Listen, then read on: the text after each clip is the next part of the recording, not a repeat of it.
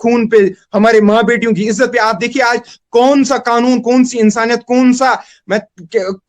कौन सा दीन हमारा इजाजत देता कि इस तरह का जुल्म हम पे कीजिए। आज हमारी एक माँ और बहन को गिरफ्तार किया। मैं बार बार ये चीज कहता हूं, अगर किसी ने एंटी नेशनल स्लोगन लगाया, अगर उसने कोई एंटी नेशनल एक्टिविटी में पार्टिसिपेट किया, एंटी सोशल एक्टिविटी में participate, you have to talk to them first. आप उनसे बात कीजिए, आप उनको बोलिए आप क्यों बोल रहे हैं। अगर आप यहाँ रहते हैं, यहाँ का खाते हैं, यहाँ का पीते हैं, you have Aadhaar card, you have everything of India, तो आप पाकिस्तान की या आजादी की बात क्यों करते हैं। अगर आप ऐसा नहीं करेंगे तो मुझे नहीं लगता कश्मीर के हालात सुधरने वाले हैं। आप जेलों में आज तक अपने लाखों नौजवानों को नहीं डाला, ये इवन हमारी माओं को आपने शहीद किया, हमारी बहनों को आपने शहीद किया, कितने नौजवानों को शहीद किया, कितने नौजवान इस वक्त भी जेल में। अभी देखो हमारे वो 3 मासूम इस वक्त भी जेल में सड़ रहे हैं। इसी तरह से हजारों और है जिनका कोई पूछने वाला नहीं है। लेकिन अगर आप इसी तरह से चलेंगे और फिर हमारे पॉलिटिशियन आएंगे, चलो हमें कुर्सी पे बैठना है, हमें चीफ मिनिस्टर बनना है, हमें मिनिस्टर बनना है, हमें सरकार बनानी है, तो हालात ना कभी सुधरेंगे और ना इनको अल्लाह माफ करेगा, ना ये कश्मीरी अवाम कभी माफ करेगी। मैं क्लियर 2 टुक अल्फाज में कहना चाहता हूँ।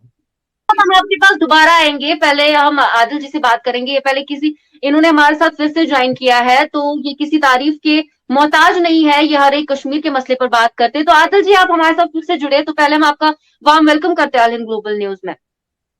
आपका शुक्रिया बहुत बहुत। जी आदिल साहब, कैसे देखते हैं आप अभी कश्मीर को, कश्मीर की हालात, करंट सिचुएशन किस तरीके से आप देखते हैं? अगर हम आज भी देखें तो रंगरेट के इलाके में पुलिस के जो है ऑफिशियल्स ने ये कंफर्म किया है कि एक माँ बेटी ने एंटी नेशनल स्लोगन्स लगाया और उन्हें अरेस्ट किया गया। देखिए रुफायदा जी, जहां तक कश्मीर के हालात का सवाल है, मुझे लगता है कि जितना दहशत और खौफ 1990 में था, उससे कहीं गुना ज्यादा इस वक्त है। इस वक्त कश्मीर के अंदर ऐसे हालात पैदा हो गए हैं कि कोई भी अपनी बात रखने से डर रहा है।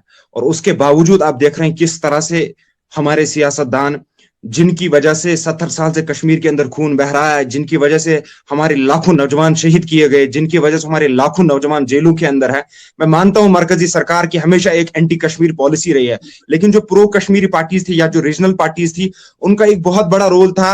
ये जो कश्मीरियों पे जुल्म और जबर हुआ, ये जो इनजस्टिस कश्मीरियों के साथ हुआ, ये जो इनइक्वालिटी कश्मीरीज के साथ हुई, ये जो हमारे हुकूक हमसे लिए गए, इसका अगर कोई जिम्मेदार है तो ये यहाँ की रीजनल पॉलिटिकल पार्टी, चाहे वो, मैं किसी पार्टी का नाम नहीं लेना चाहता हूं, मैंने क्लियरली पहले भी कहा, मैं आज भी इस चीज को दोहराना चाहता हूं, मैं बार बार ये चीज कहता हूं, ये लोग माफी के काबिल नहीं है, लेकिन फिर भी हम आज एक बार इनको माफ करने के लिए तैयार हैं। अगर ये वाकई इस जमीन से मोहब्बत करते हैं, कश्मीरियों से मोहब्बत करते हैं, कश्मीर को बचाना चाहते हैं, कश्मीर के आवाम को बचाना चाहते हैं, कश्मीर के नौजवान को बचाना चाहते हैं, कश्मीर के माँ बेटियों की इज्जत को बचाना चाहते हैं, तो ये एक स्टेज पे आएंगे, चाहे वो नेशनल कॉन्फ्रेंस हो, चाहे वो पीडीपी हो, चाहे वो अपनी पार्टी हो, या चाहे वो पीसी हो, चाहे वो कोई भी पार्टी हो। इस वक्त भी अगर ये अपनी कुर्सी की तरफ देखेंगे, इस वक्त भी अगर ये इस लालच में देखेंगे कि हमें चीफ मिनिस्टर बनना है, हमें गवर्नमेंट बनानी है, हमें मिनिस्टर्स बनना है, तो मुझे लगता है इनसे बड़ा जलील और इनसे बड़ा गिरा हुआ इंसान कोई दुनिया में हो नहीं सकता है।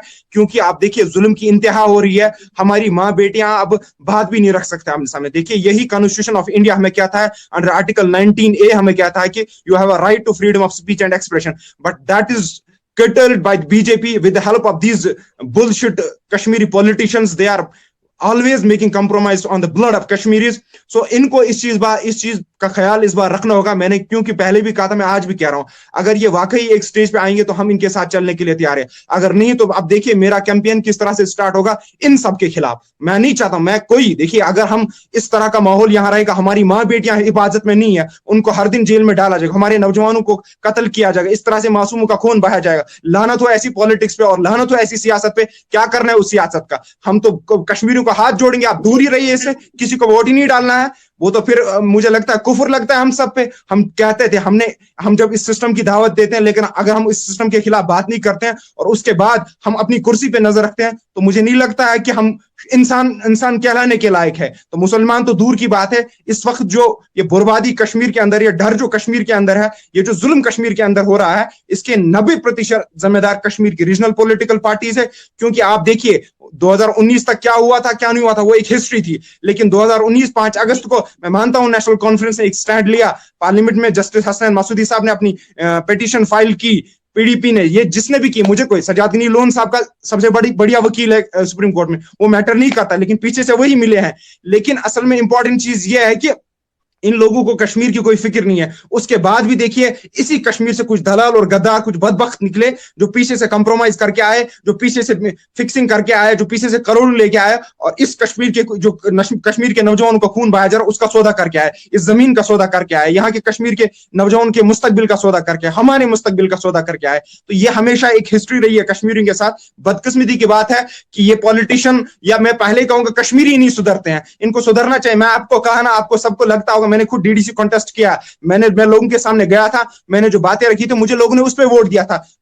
अनफॉर्चुनेटली मैं जीता नहीं, लेकिन मैंने जो बात रखी थी मैंने क्लियर सामने बात रखी थी, मैं आज भी वही बात कहता हूं। लेकिन अगर इस तरह के हालात चलते रहेंगे, मुझे नहीं लगता है, मैं या तो सामने इलेक्शन तो दूर की बात है, मैं खुद ही इस सियासत के खिलाफ भी खड़ा हो जाऊंगा। फिर ये जो सियासत यहाँ हो रही है खून पे, हमारे माँ बेटियों की इज्जत पे, आप देखिए आज कौन सा कानून, कौन सी इंसानियत, कौन